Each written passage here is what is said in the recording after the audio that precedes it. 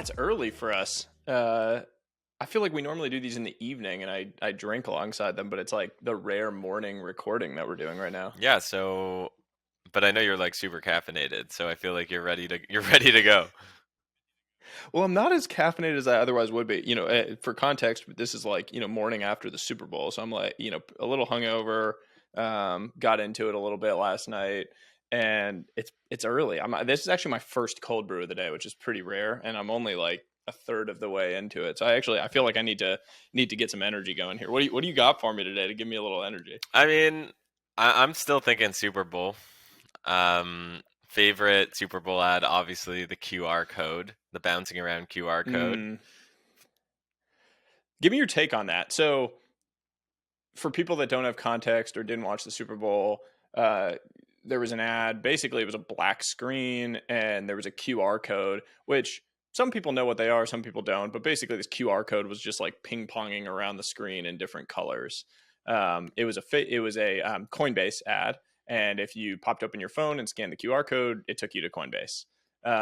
And it crashed the site. Like within 2 minutes, the site was down from all the traffic from 100 million people watching the Super Bowl, and presumably a bunch of them logged into it at once, and it took down the site. So, what was your take on I it, Greg? mean, so I'll give you my macro take and my micro take. So my macro take Please. on the bouncing around QR code is it's an ode to like you remember in school when they used to like bring in a TV and we'd wait for like a video and it was that basically this like bouncing around image and it never hits the corners. And I think there's like an Office episode actually that like talks that there's like a clip of it, maybe we can put in the show notes, where like the whole office is like watching uh the screen and they're just kind of waiting for it Hmm. anyway. So the whole point is um it's a nod to nostalgia.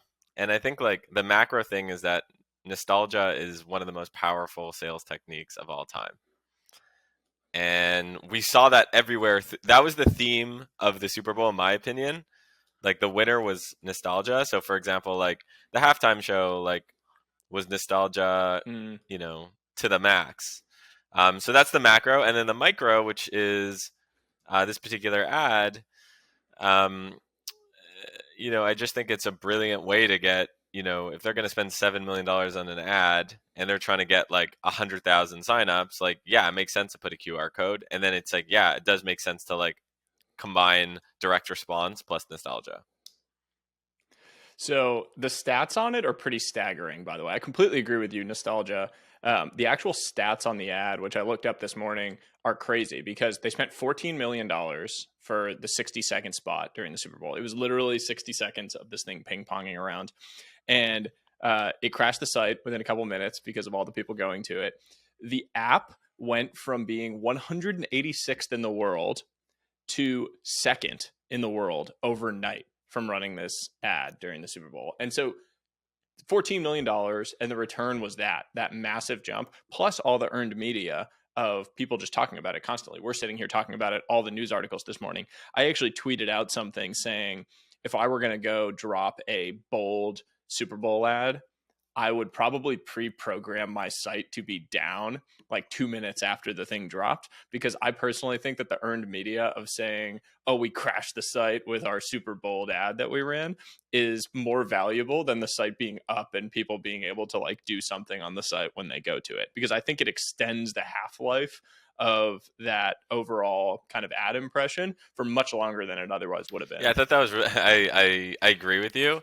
I also think that like you mentioned like the App Store charts. Like one thing about App Store charts is once you hit the top of the charts, like other people basically will be like, oh, we'll just be discovering the charts and be like, oh, what's Coinbase? And so there's a certain amount of staying power that happens when Mm. you hit up and you do what's called that's called like a burst marketing campaign where you go up and there's a certain amount of staying power. So overall, like Coinbase, I mean, my guess is they crushed it on those ads in terms of numbers. It makes me think like, for late checkout and our clients, like, should we be like taking out more TV ads, like, and throwing up QR codes? Are TV ads undervalued? Are you and your team still using your personal phone numbers for work? Do you call customers, partners, or candidates with your personal phone number? Do you find it hard to manage your work and personal calls when they're all mixed together on your smartphone? Well, we have a solution today: OpenPhone. You can use OpenPhone to get dedicated business phone number and keep all your work conversations separate and organized. OpenPhone is an all-in-one business phone system that can help your startup look more credible from the get-go.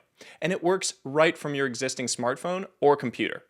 Each phone number comes with its own inbox for managing calls, texts, and voicemails all together, making it easy to keep track of every conversation. Numbers can be shared with your teammates too.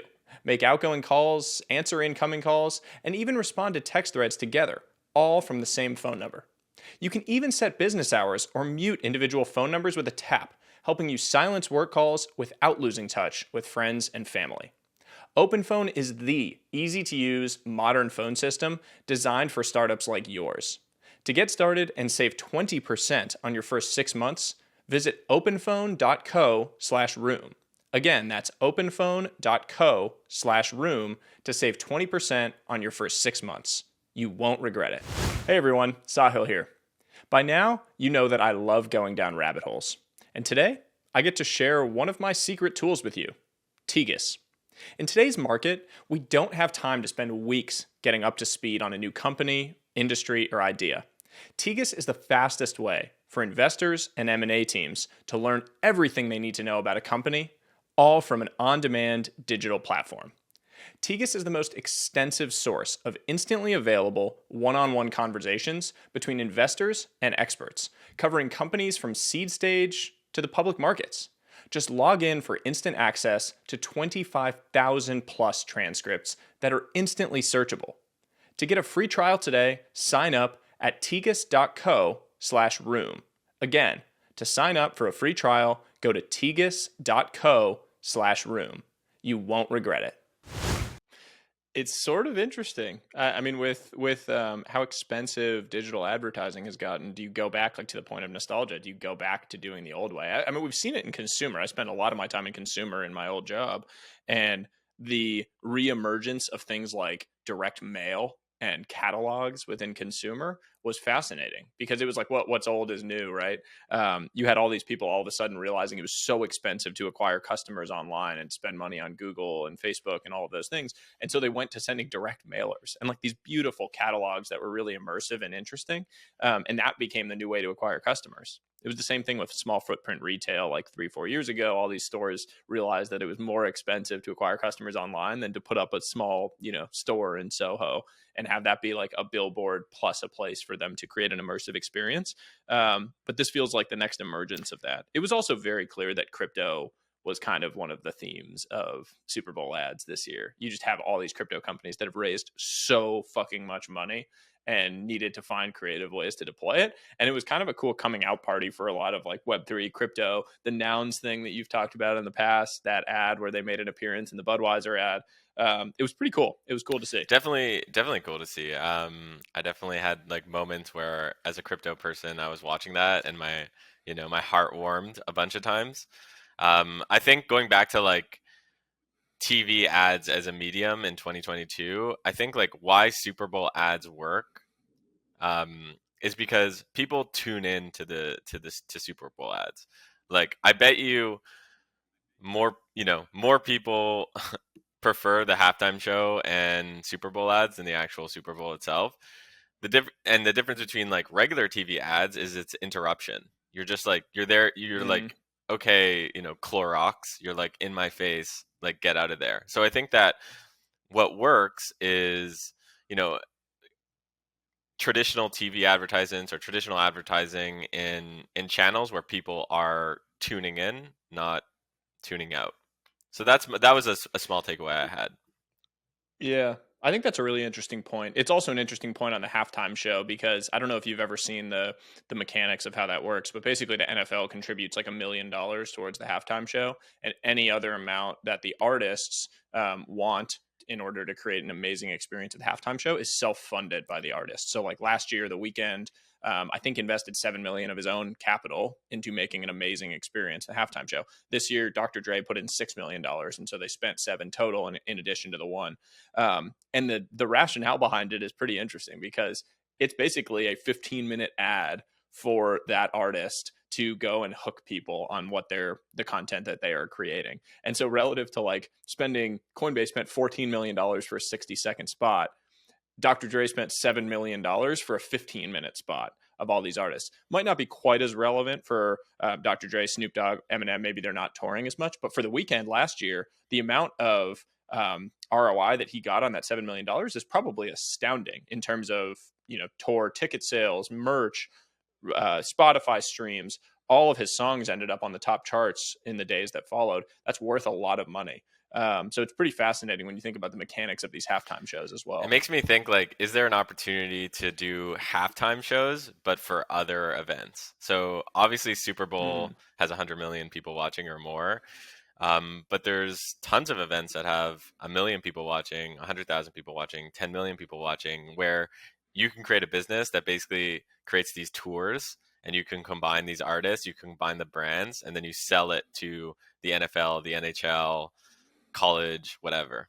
Thoughts? Yeah, it's kind of interesting. I mean, the challenge is, would you still capture as much attention as you do during the Super Bowl? That's to your point. The value here is the fact that there's, I don't know, 100 million people watch this. How many of them are tuned in specifically for commercials and for the halftime show? And so you have this massive captive audience when you're delivering that content. Could you start to shift the narrative around these other events and create a place where the halftime show is actually drawing people into the other event? Maybe. And you could, I mean, effectively get a discounted rate from the fact that you're actually contributing value to the main event via the halftime show. It's sort of an interesting Here's what I concept. like about halftime shows. So, and by the way, this is a stream of consciousness, so let me know if this doesn't make sense. So, halftime shows are for everyone, games are for some people. So, if you could create interesting, halftime shows and create cultural statements and bring culture to events that are beyond just like hardcore sports, um, I just think that there's and it makes the game like richer and and more interesting to folks, and B, I think it gives artists a channel to access audiences and to beyond their tour dates or beyond like shows that they're gonna do. It also brings communities together. I don't think it's crazy what you said. It brings communities together because, I mean, you think of the case of the Super Bowl, the amount of Super Bowl parties, people that come together, cool moments that creates. And that's because it's an immersive and welcoming environment where it's not just, men watching the Super Bowl. It's everybody. My wife loves to watch the Super Bowl because of the commercials and because of the halftime show. And she likes the football and gets engaged in it. And it's a fun experience for us together.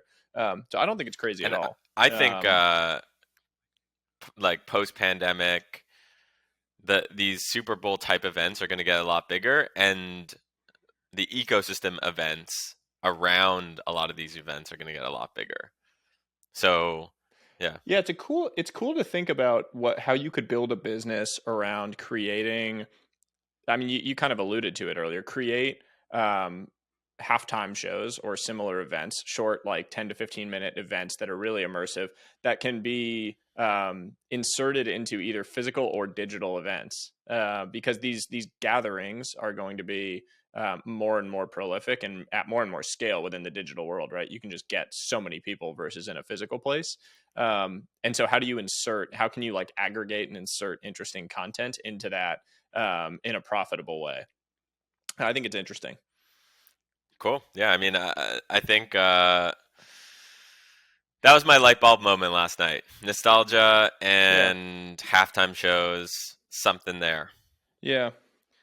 So I was thinking more and more, it kind of got me thinking more and more about these ideas that I've talked about around creators and owned audiences. We were talking about the kind of owned audience effect of people tuning in for the Super Bowl and how it's a good way to capture a bunch of people at once. And it's effectively priced in, right? They price the Super Bowl ads. And so you're not really getting a deal on it per se. But if you do something really splashy, like what Coinbase did, you can really win. And there's this whole concept now that creators are kind of the future of brands and advertising. I was talking with Alex, one of the founders at Morning Brew recently, And he was talking, and he's been tweeting and doing videos about how he thinks that creators are really the future, and you know, the fact that they have an owned audience, and the fact that they have a really fervent and passionate audience and a community built around them, that is the future of consumer consumer brands, distribution, etc. And it got me down the rabbit hole on Mr. Beast, who I'm sure you're familiar with, but like one of the most prolific YouTube creators. I think we've talked about him in the past in the context of that Squid Games reenactment video that he did, which I think now has like 200 million views or something like that, something completely insane. But Mr. Beast recently launched this chocolate company. And that was like a light bulb moment for me personally as I was thinking about it, because look, this is a 23-year-old young man. He has 90 approaching 100 million subscribers on YouTube. I think 15 billion plus video views to date, 40 million in revenue or something like that in 2021. That Squid Games reenactment video did more, generated more revenue than the original, which is completely insane to me. And I think he grew by like 5 million subs from that one video, which is remarkable as well. So Mr. Beast has gone and launched this chocolate company called Feastables. And they've done it in a very interesting way, where the whole launch was tailored around this like Willy Wonka chocolate factory type deal, where you had like tickets, like golden tickets in there. And so there's a chance to win his actual chocolate factory. There's like $1 million in prizes. You can be in a Mr. Beast video if you get one of the lucky tickets. And it's such a fascinating case study of like the future of where these consumer launches and brands are going, because he has a massive owned audience. I mean, imagine the number of people that are going and buying this because they're seeing him holding it in their videos, they're seeing him interact with it, talk about it, etc. It's a good product. You know, they're like doing the whole like very few base ingredients. I'm sure it's kind of best in class in terms of a formulation standpoint. And they brought in a really legit team to help run it, because they know that immediately this has scale to it. It's not like a consumer brand that you need to get off the ground and slowly build a base. He has this enormous embedded community and audience around it. So I've just been thinking more and more about this, and like, what are the opportunities to build at scale around this concept? Like, it's great on an individual level that a Mr. Beast can go do this. But what are the business opportunities that exist around this general trend that is developing? Have you heard of Night Media? No. Okay, pull it up. Um, Yeah. so I know about these guys because we work with them on some projects at Late Checkout. And basically, Is it night as in like a medieval oh night, no, or like a night, night, like like it's nighttime? nighttime. It's the website is Okay. night.co. Okay, I got it. Yeah. So basically, they manage talent, including Mr. Beast. They Oh, this is a dope website, by the super way. dope. They're a venture studio, so they basically partner with operators. So like you, Sahil Bloom, might partner with like a top, YouTube creator that they manage to create a product, and they do investing. Uh, This is really cool. So this is what I'm getting at. Like, there has to be an opportunity to create a like holding company of sorts, where this is more of like an agency as far as I can tell, where like they're representing these people and they will kind of bring them to bear, and then there's ownership. I thought it would be interesting if you got like 10 creators together and basically gave them joint ownership. Like, you came together, Twitter, TikTok, YouTube, etc., and you kind of take joint ownership of this holding company, and the holding company then has an investment fund, which I imagine you could go raise $1 billion for, because people would definitely give you capital given the collective influence the fund would have. And then you would have everyone's individual brands underneath it, probably some sort of just like revenue share, where like 10% of the profits they make go back into the holding company pool. And then you have any individual brands you're launching off of it, and you launch them, and then you kind of hire a team and you can spin them out. Like, it becomes this like creator IAC of the future. That I think is like a really, really cool and concept. you call it too, right? You call it halftime ventures. Halftime Ventures. There you go. There you go. There's probably something really cool to do with it. You're normally the guy that brings up tokenomics and Web3, but I'm just thinking about like over time, because you would set an ownership base presumably at the beginning, but over time, as different people grow in different amounts and are contributing different value to it, it would be pretty interesting if you had a way to kind of have the creators that are growing the fastest and that are contributing the most value to the holding company actually kind of profit from that in some way. And similarly, the people that are following them that want to kind of participate within that value creation might have a mechanism via some form of Yeah, I think tokenomics. the really cool thing about creators in general is, and we talked about ecosystems before, is you have the creator and then you have their communities and ecosystems around that. So if you could create, um, a new version of IAC or holding company where these creators are incubating products, but they're seeing upside, which is really cool. Their communities are seeing upside, which is really cool, and you can use Web3 to do really fun things like, for example, maybe you can't. Maybe you get, if you stake, let's say, your tokens, you get certain benefits, you get extra tokens, like, maybe there's ways to reward communities and creators that are more I guess just are in it for the long haul. So I do like that Yeah. that piece of it. That's a good point. Yeah. I just feel like one of the trends that I see happening right now is that creators are individually going and building kind of equity in things, right? And you kind of have like a bunch of creators that are raising small funds. We've seen that obviously a bunch of our friends. I'm a part of that movement. Like there's a bunch of people doing this. And I tend to think that like 1 + 1 = 3 if you bring these people together. If you had the collective sway of a bunch of the biggest YouTubers, a bunch of the biggest Twitter, a bunch of the biggest TikTok, a bunch of the biggest Instagram, etc., and you kind of brought it into a single fund, that would guaranteed be able to go and raise and collect more value from LPs and the fee base of that and the potential future carry of it than just these individual small funds that people are able to raise. So I think it'd be pretty interesting to actually see something like this come together. I've seen like I have a friend, Marshall Sandman, who runs Animal Capital, which is like the Sway House guys, Josh Richards and those guys. Is that his name? Josh Richards, right? And that's pretty interesting because they're bringing this collective kind of sway. But can you go do that on a mass scale where you bring a bunch of people together and you have a holding company structure where you can spin things out? I think it's pretty interesting. And there's probably a bunch of adjacent infrastructure businesses that would need to be built in order to enable people to So do how, that. how would you do it? How would you Um, do it? So let's just say someone is listening to this and wants to go and create this. Um, Easier for Sahil Bloom to do it with 500,000 Twitter followers by the time we hopefully by the time we put this out. Um, what sort of advice can you give to people who might not have an audience but who want to create something like this? yeah, I mean, I guess the actual putting together of the structure, I think would need to be led by the individuals that are going to be a big part of it. Like they would need to all be on board for it. But the individual pieces of like business and infrastructure around it, I think could really be anybody. Um, like when you think about first off, pitching them on it, I think there's an interesting thing to just be pitched. I would be glad to be a part of that because I think it's a pretty interesting concept that I've played around with different people.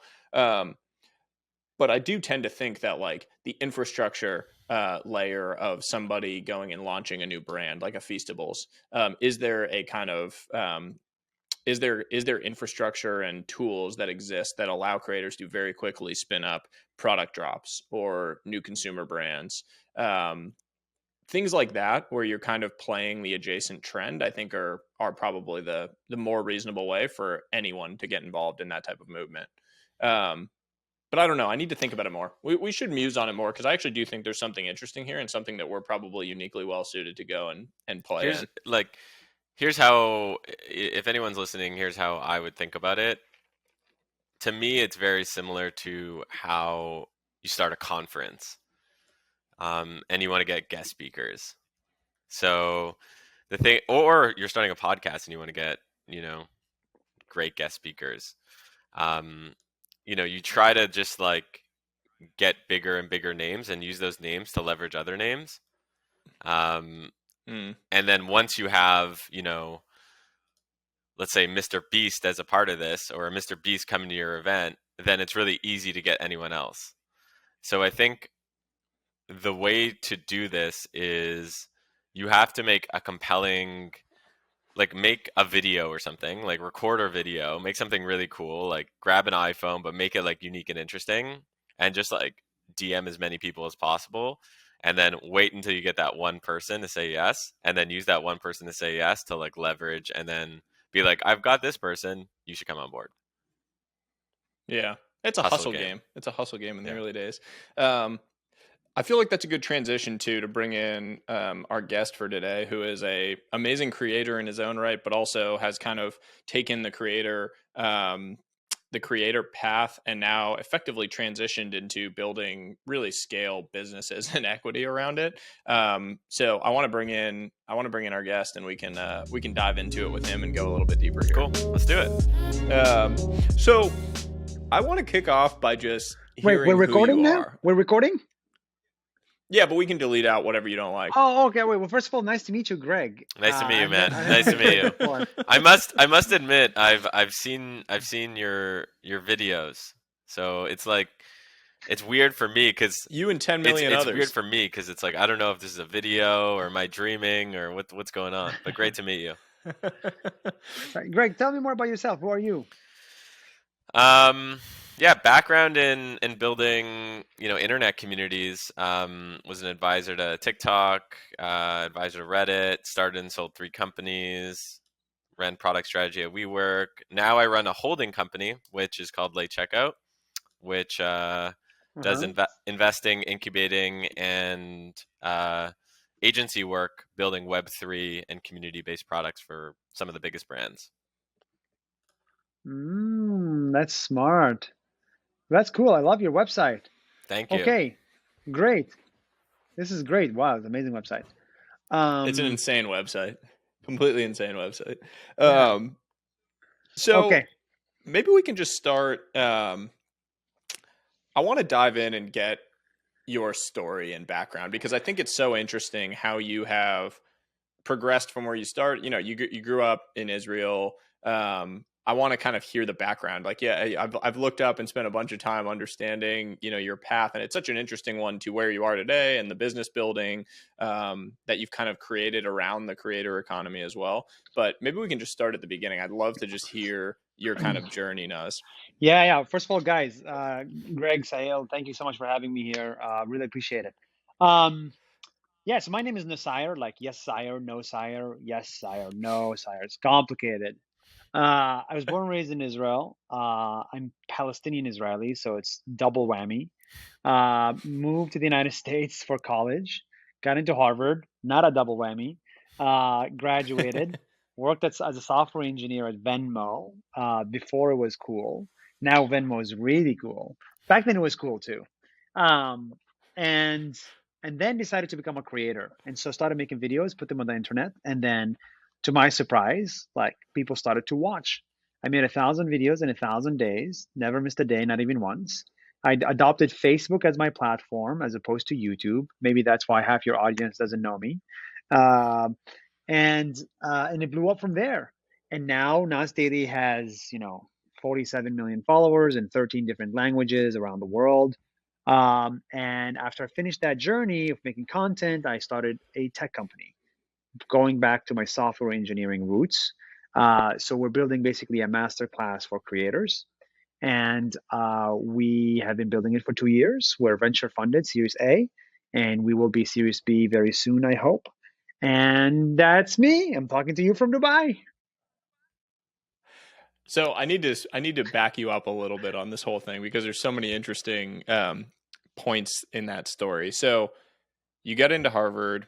You ended up at Harvard. I think I read that you were originally going to do an aerospace engineering degree, ended up doing economics and computer science, which I think is probably more practical. Maybe you'd be working for SpaceX or something now, working in the space economy. But you end up at Venmo.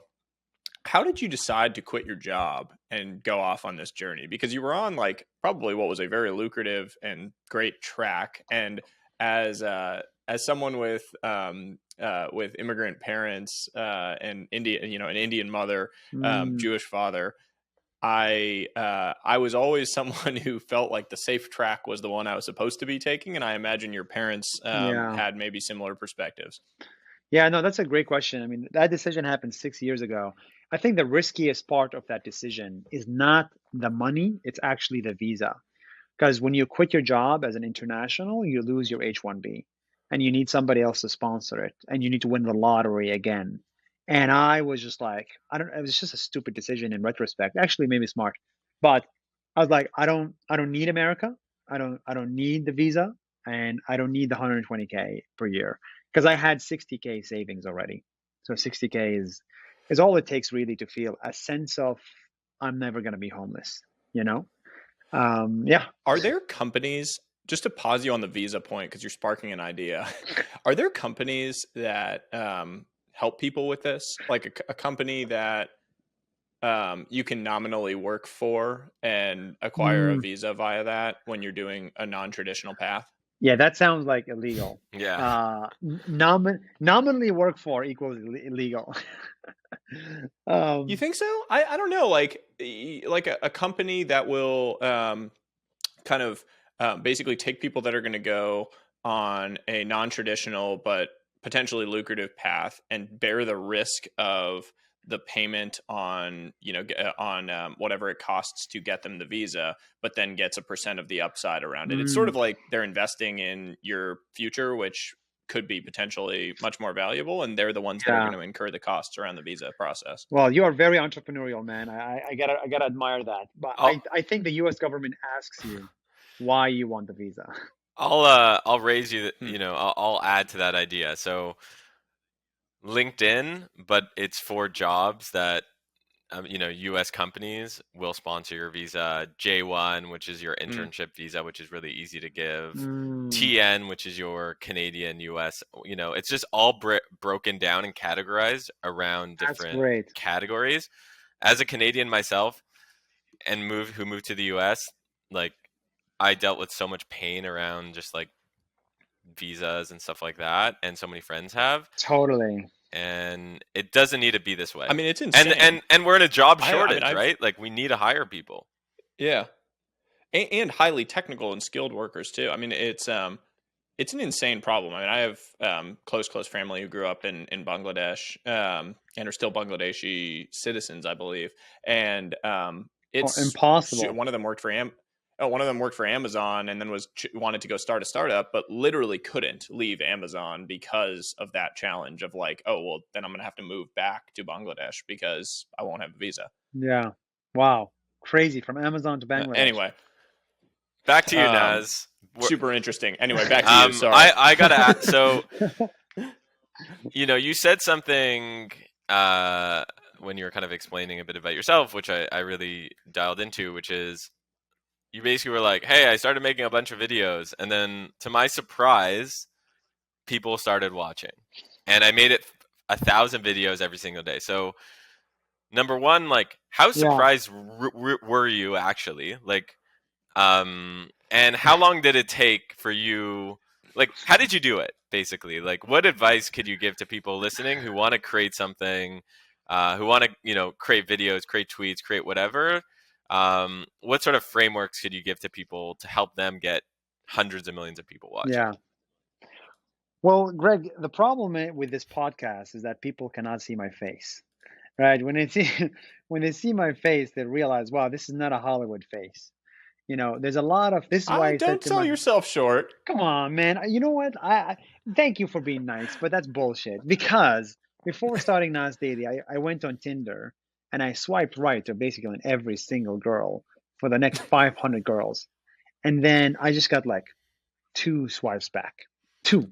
Two. So I People don't want a statistically, Hollywood face anymore. They want a TikTok face. That's what they want. okay. Well, I guess preference changed in the last 6 years. Well, unfortunately, I've been in a relationship for 5 years, so I don't need to swipe anymore. But when I swiped, I got no responses. So that's when I knew, statistically speaking, I don't have the face to go viral. That's number one. Number two is I scream in my videos. I don't know if you've seen the videos, but I fucking scream. And a lot of people think that's annoying. Number three I'm from Israel, which is a very controversial country and all this stuff. So yeah, a lot of reasons. That's why I was surprised people resonated to my storytelling. My recommendation for people watching is probably, uh, you know, I what is my recommendation actually? The truth of the matter is, how there is like companies that find product market fit? I think there is such a thing called personality market fit. There are just Hmm. some personalities that literally cannot go viral, that literally cannot be relatable. And there are some personalities that are just make one video and you'll be immediately in love, people in love with you, like Charlie D'Amelio, for example. So my recommendation is first, understand if you have personality market fit. And for that, you need to look at very early signals in your day-to-day life to see if you could rally the crowd around you. So I'll give you one of the earliest signals I knew that I could have, I potentially could have a career here, um, despite my Tinder failure, which was I looked at my Facebook, my personal Facebook, and I uploaded a status update and it got 60 likes, 60. And I looked at my roommate and he uploaded one status update and it got 6 likes. Now I was wondering, like, why is my status update 10 times more engaging than my roommate, who was actually 10 times more attractive than me? And those are the signals I started to understand, like, oh my God, like my personal Facebook is consistently popping. If I throw a rooftop party, people show up. If I throw a Nas Summit 6 years later, people consider showing up. And I was like, huh, there's something there. I wonder if I could find 60 million people as opposed to 60.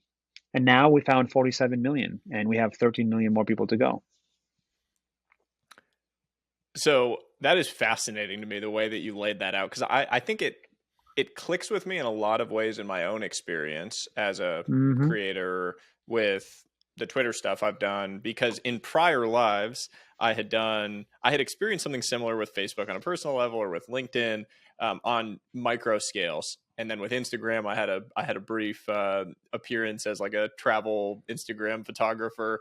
Deleted my Instagram in 2017 because I didn't think it was healthy. But I had those same moments and just never really thought about it the way that you laid out, that you have these kind of signals. The other thing that you're not giving yourself credit for is you created 1,000 videos over 1,000 days. Yes. And one thing that we consistently come back to on this show, whether it's with the founder of Reddit, Alexis Ohanian, or whether it's with Scott Belsky, the head of product at Adobe, these amazing entrepreneurs, founders, creators that we've had on, is the consistency, the relentless consistency of effort is a common thread among all of them.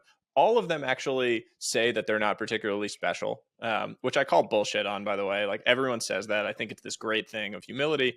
Awesome. I respect the hell out of it. Yeah. I think it's bullshit. I think all of you are very special. But one thing that you all have in common for sure is this uncommon, relentless consistency around the efforts. Once you've found something that works, you know how to just go deep, deep, deep, deep down that rabbit hole. Mm, mm. Yeah, that is very true. I think you would call it in a different world like obsession. Because it took me 270 videos to actually, make it big with Nas Daily to get to 4x in one day. So my overnight success took 270 days, every single day, every single weekend, working on making that 1 minute video. Um, so I would say it's like, like deep down inside, like I knew this is supposed to work from day one, but it took 270 days for it to actually work.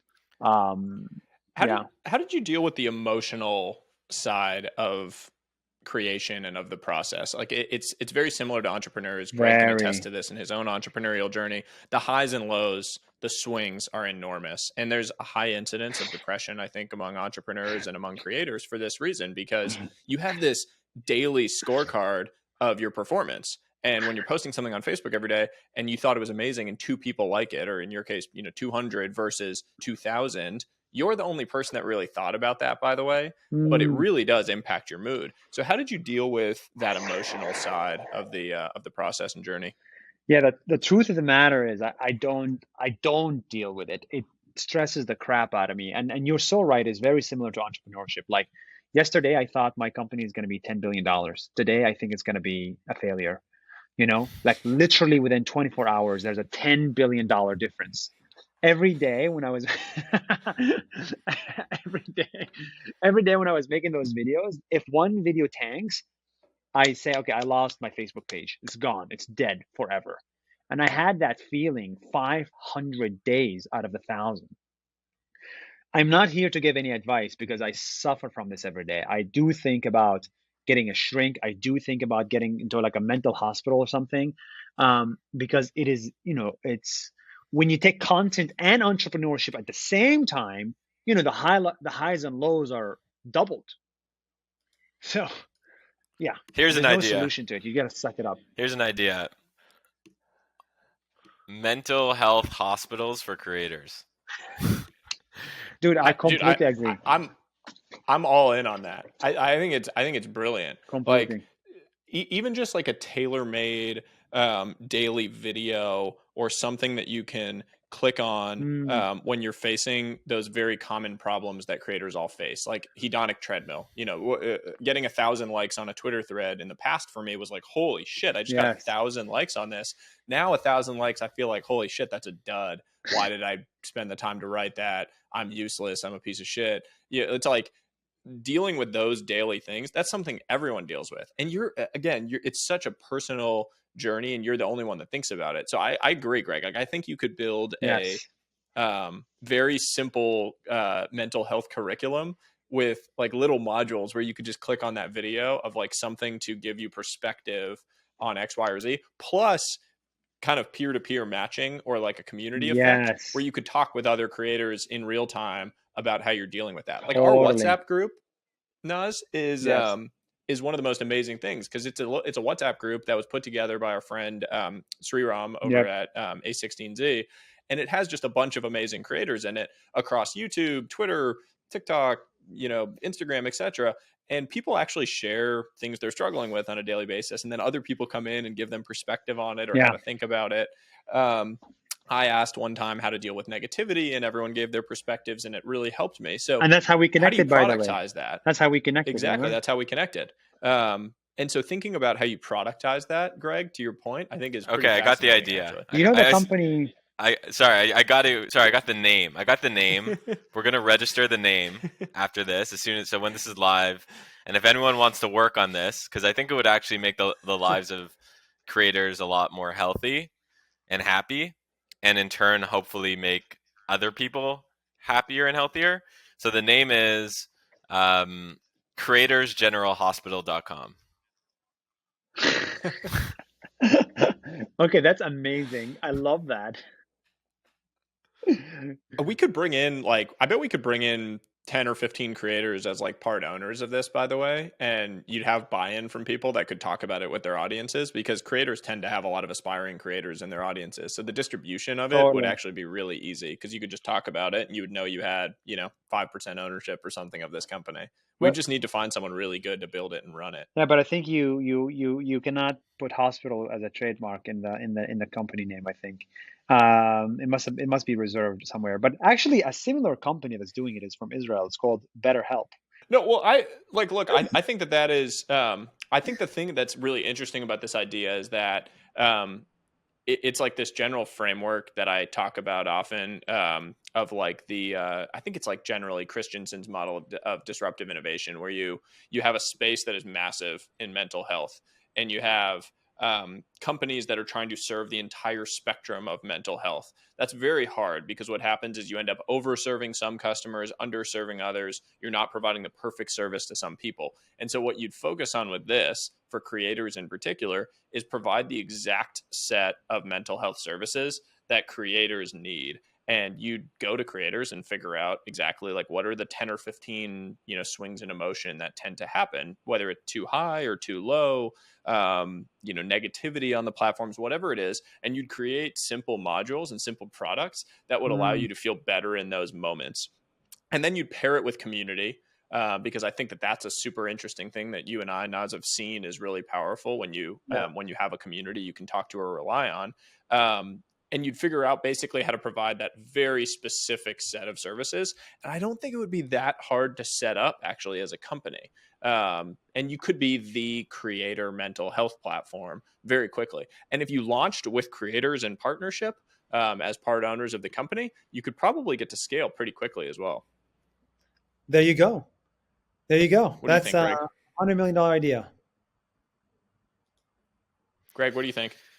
I love it. I think that what I like about it too is it's relatively simple to get going. Like it's just about scoping what are those nuanced services that you need. How do you ensure that the mental health professionals are high quality and can do the job? And then it's just like a landing page, really, a great brand and a landing page. Yeah.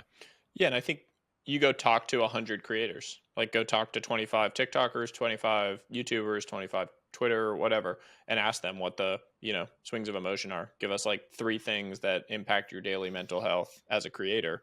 And then you go, partner with mental health providers and mental health doctors who can actually create the services that would improve their lives in those regards. And then you pair it with community so that people can pop in and ask their questions or talk to someone that's unbiased or even anonymized to help with those things on a daily basis. Because I do think there's going to be more and more people. It's a great macro trend. There's more and more people that are going to be creators that are thinking these things.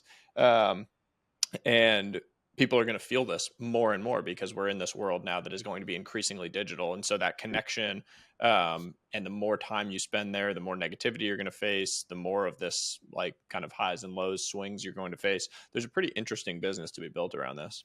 Yeah, and I think there's Totally. social good angle too, right? You could do like for every hour of mental health help that the creator buys, maybe you give an hour to someone who needs it, who can't afford it. That's interesting too. Like a Tom's shoes, buy one, get one type Exactly. thing. Buy one, give one rather. Are you guys in the uh like brainstorming phase in your lives where you're looking for the next company to build?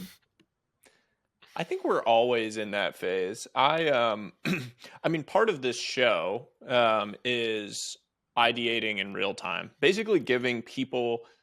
We called it Where It Happens, which is a play on the room where it happens, and basically give people a lens into the kind of insight to idea Mhm. to execution journey that entrepreneurs, founders, executors, operators go through. And so democratizing access to the rooms where these interesting conversations happen and where ideas are created and formed. So part of it is literally this type of thing where we're on and we're talking and we're like, oh, holy shit, that's an interesting idea. Let's go down the rabbit Totally. hole a bit on it. And then we have a Yeah. community set up in Discord where we'll try to go deeper on those things and where people are actually trying to go start some of these ideas that have come out of the show. Wow. That's smart. How many companies have spun out of this so far?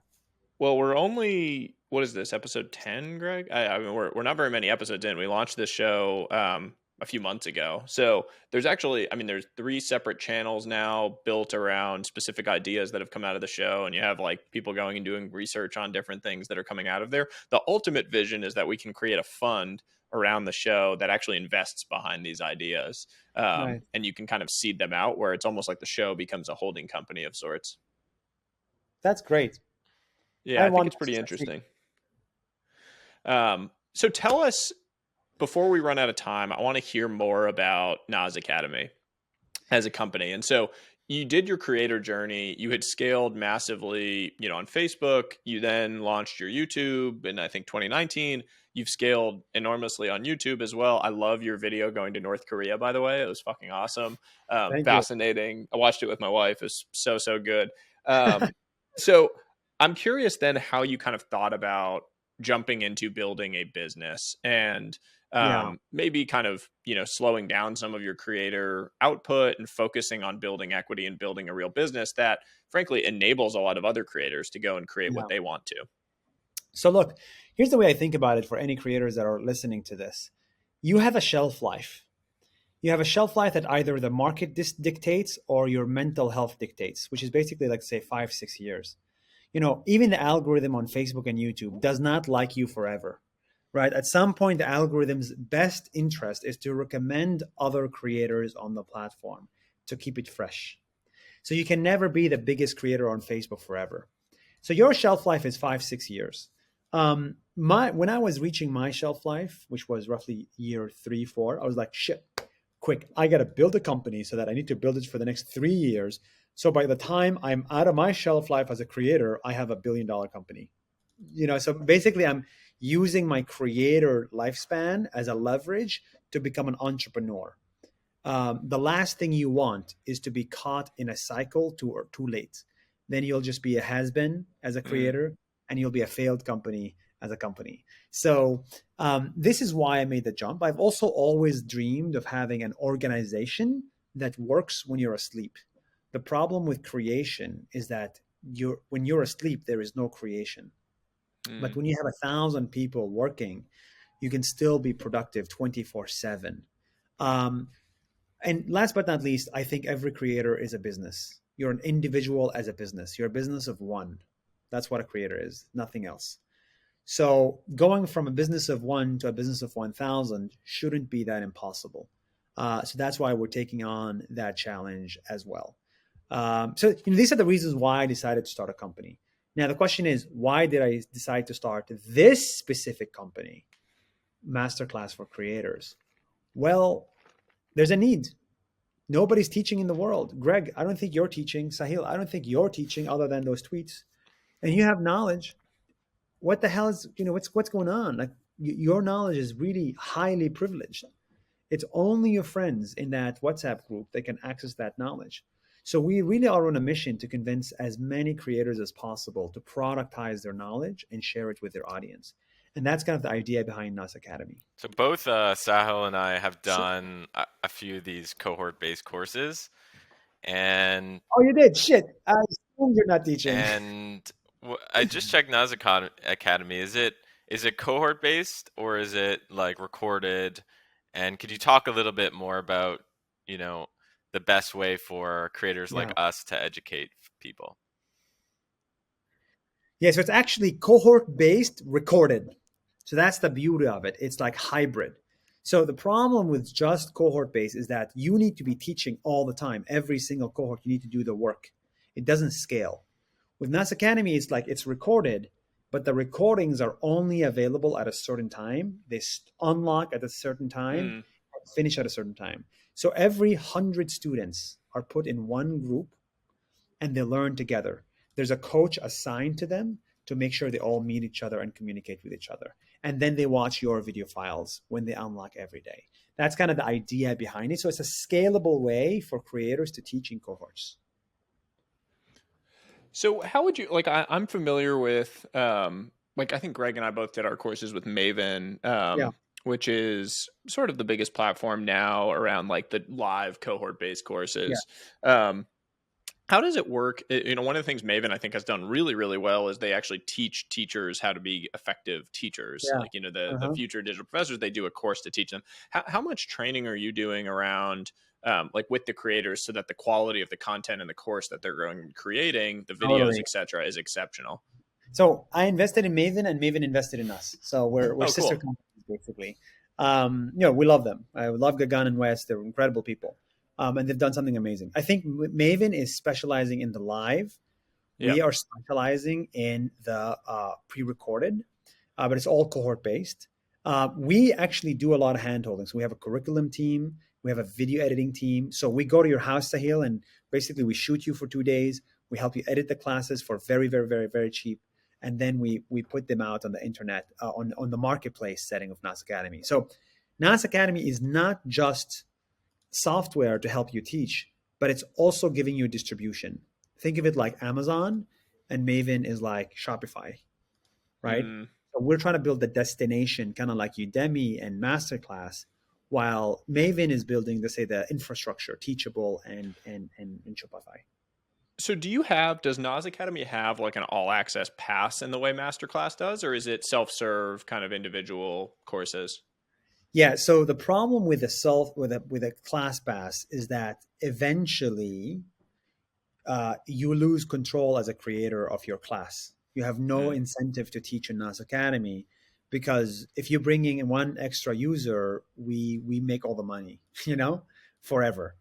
So that's why we're actually keeping it by purchase only. We're hmm. enabling subscription for you. So you can subscribe to Sahil $20 a month to learn from him. So it becomes like it's like a mix between Patreon and Masterclass, basically. Oh, this is interesting. Super, super interesting. And then how does that tie in for you as a business to these summits that you're on? So we are, Nas means people in Arabic. It just happens to be in my nickname, but Nas means people in Arabic. And we just want to build the people company. So Nas Academy, People's Academy, Nas Summit, People's Summit, Nas Daily, people, stories of people every day. Nas Hotel, Nas Fund, everything. We just want to build Nas. Um, Everything ties to everything. It's like a flywheel effect. In the NAS Summit, we're bringing creators. Casey Neistat, by the way, is going to be the keynote. That's going to be very exciting. We're trying to bring creators together in physical settings just to make the tide rise for all boats. And we'll Mm, benefit a little bit, but you'll benefit the most. And this also is the same way we run NAS Academy. You make most of the revenue. We take a small cut. I love it. I just love how it overlays community into all of this because I imagine, when you bring this many great creators together, they're all going to be building, they're going to start collaborating on different things, they'll do videos together, they'll be working together. There's just a lot of interesting things that will then trace their lineage back to the summit that was happening in Dubai or whichever summit Exactly. had occurred digitally or physically. Exactly. We just want to make interesting people meet other interesting people. That's it. Nuts. So So, yeah, I was just oh, gonna go ahead. say, just because we're running out of time in a few minutes, but do you have any 5-year predictions around where creators are going to go? Like, what does the future of creators look like in 5 years, according to Nas? Oh man, that's a great question. Well, I want to say something controversial. What can I say? Like if I say it will increase, well, whoop-de-doo, Sherlock Holmes. Also, cancer will increase. Like so. Of course, it'll increase. I think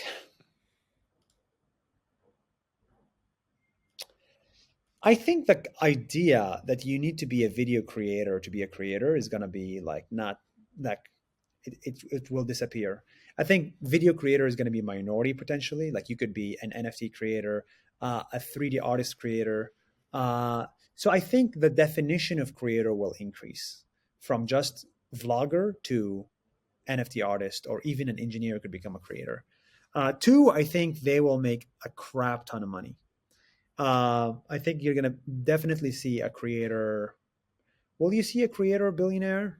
I think you will. There will be, 100%. yeah, there will be a creator billionaire. I don't think it's going to be Mr. Beast, by the way. Um, I think Why is it'll. that? I think they'll come from India. I think a lot of people in India are like killing it, but the mainstream media in the United States does not listen, does not watch. Like Unacademy, for example, is a $4 billion company started by a YouTuber. Baiju, Baiju's is the biggest educational company in the world, worth Mm. $15 billion. It was started by a teacher who started on YouTube. So I don't, let's get out of the US bubble a little bit. Mm. It's already happening. So we're definitely going to see a YouTuber who becomes a billionaire in the next 5 years. The first YouTuber, creator, billionaire will come from India. You heard it here first. Oh, you should tweet that, bro. That would be I love insane. that. That's a great. I have a lot of my audience is in India because of my own heritage as well. But Yeah. that's a great prediction. I think it's an interesting one, and I think your prediction on the kind of dynamic nature of what creators will look like is a fascinating prediction as well. Greg and I have talked about that in various forms on the show. Pseudonymous creators, creators that never Mhm. show their face in any way Yeah. in this digital world. And as we increasingly move towards living in and caring more about our digital worlds than our physical realities, um, I think it's more and more going to become the case. I completely agree with you. Yeah, that's exciting. But the problem is, we're not building for that world. You're not building for that world. We're still video. Oh, actually, are you a video creator? Would you say you're a I video mean, creator? we post videos around this show. Like this video will be posted, and we do half the episodes live in person, and so that we can post videos. But I wouldn't consider myself a video creator yet, just because of the scale of my reach there is so low relative to on Twitter. Yeah. Eventually, I hope to be. I don't know. I don't know if I'm How's your Tinder as. game? What's How- that? How's your Tinder game? That dictates if you have My Tinder game is 0. I've been married for 5 years, so you're going to try to get me in trouble here. I've got a baby on the way. My Tinder game is non-existent. If my wife is listening, non-existent. That's great. No, this was awesome, man. I'm super appreciative of your time. I know it's late on your end as well. I hope I can make it over to one of these events. And if Yeah, not, we need to dude. just do more together. I feel like there's a ton of energy Sure. alignment around all of these things, and the future is very, very bright for what you're building. So I'm excited Sure. to watch your journey. Thank you, guys. I mean, Greg, Sahil, thank you for having me on this podcast. And if you're ever thinking about teaching, you know where to go. Absolutely. Absolutely. Now, so where can people find you? Just give us a quick plug. Where can people find you? Yassin, Yassin at Nas Daily, NasAcademy.com, NasDaily.com, Nas Daily, every social media platform. We got the usernames. So Yeah. I love it. I love it. Well, congratulations on I'm all the impressed success. that you put your email out there to thousands of people who are listening. So people listening, like hit him up. We hit him up. We were talking earlier about how to get creators on board for different product ideas, and we talked about like the importance Yeah. of just like reaching out and doing that grind. So thank you for making it easier for people to spam you. Oh, of course. By the way, I read every email. I don't respond to every email. So definitely I'm much easier to reach than some people with like 50,000 followers. I don't understand like why everybody plays I'm hard to reach. I'm easier to reach. I just don't respond if there's no like connection. I read it. I like that. Well, thank you so much. Hey everyone, Sahil here. By now, you know that I love going down rabbit holes. And today, I get to share one of my secret tools with you, Tegus. In today's market, we don't have time to spend weeks getting up to speed on a new company, industry, or idea. Tegus is the fastest way for investors and M&A teams to learn everything they need to know about a company, all from an on-demand digital platform. Tegus is the most extensive source of instantly available one-on-one conversations between investors and experts, covering companies from seed stage to the public markets. Just log in for instant access to 25,000 plus transcripts that are instantly searchable. To get a free trial today, sign up at tegus.co/room. Again, to sign up for a free trial, go to tegus.co/room. You won't regret it. Are you and your team still using your personal phone numbers for work?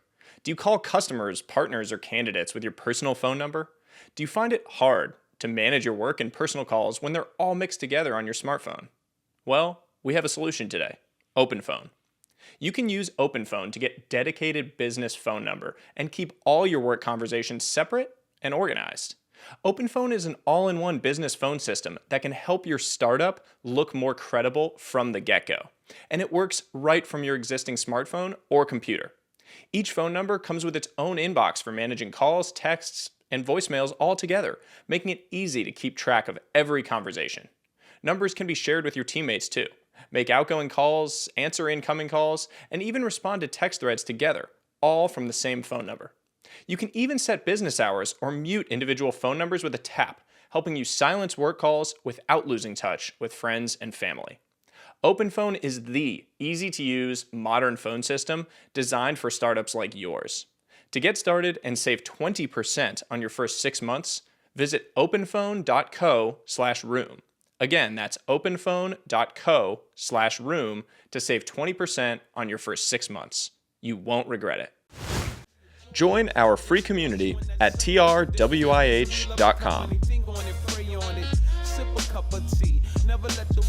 kid in the borders.